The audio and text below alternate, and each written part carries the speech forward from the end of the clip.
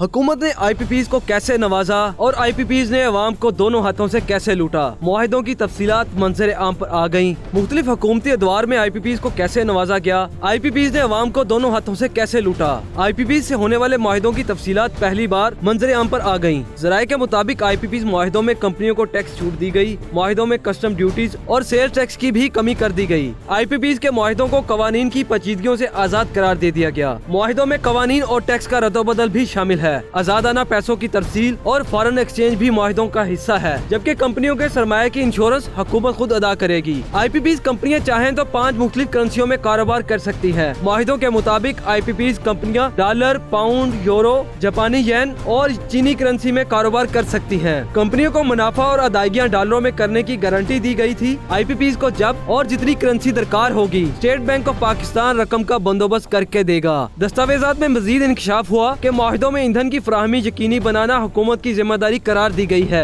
मुल्क में किसी भी किस्म की तब्दीलियों का मामला मुआहिदों पर असरअंदाज नहीं होगा। हुकूमत की गारंटी के बायस टैक्स में तब्दीली और रद्दोबदल का भी IPPs मुआहिदों पर असर नहीं पड़ेगा। IPPs के लिए तमाम तर मुल्की कवानीन में सहूलतें दी गई हैं। जराये ने मजीद बताया कि पावर कंपनियों से 100% मुनाफे पर मुआहिदे किए गए हैं। कंपनियों को इजाजत दी गई है कि वो पावर प्लांट्स की तामीर, लागत और मरम्मत अपने मुताबिक करें। IPPs के सरमायाकार, इंजीनियर्स और दीगर स्टाफ को आसान वीजे की फराहमी भी मुआहिदों का हिस्सा है। जबकि पावर डिवीजन जराये का कहना है कि टैक्सेस और ड्यूटीज की मद में सहूलतों से IPPs ने 1200 अरब रुपए का फायदा उठाया। करेंसी में सहूलियात से IPPs ने मुख्तलिफ करेंसियाँ इस्तेमाल की, लेकिन वसूलियाँ सिर्फ डॉलरों में की। 1994 से लेकर अब तक IPPs कंपनियां 15,000 अरब रुपए के कैपेसिटी पेमेंट वसूल कर चुकी हैं। जराये ने मजीद इंकशाफ किया कि IPPs के मुआहिदे 25 से 30 साल के लिए किए गए हैं। पहले 10 साल में IPPs ने अपनी लागत मुनाफे के साथ पूरी कर ली है। बाकी मुद्दत में पैदावारी निर्ख कम होने के बजाय बढ़ा दिए गए हैं। 100% मुनाफा को यकीनी बनाने के लिए मुकामी और बैन अल-अक़वामी महंगाई को भी टैरिफ में शामिल किया गया है। आपको IPPs की लूट मार से मुतल्लिक ये रिपोर्ट कैसी लगी, हमें कमेंट सेक्शन में जरूर बताएं और इसको ज्यादा से ज्यादा शेयर भी करें।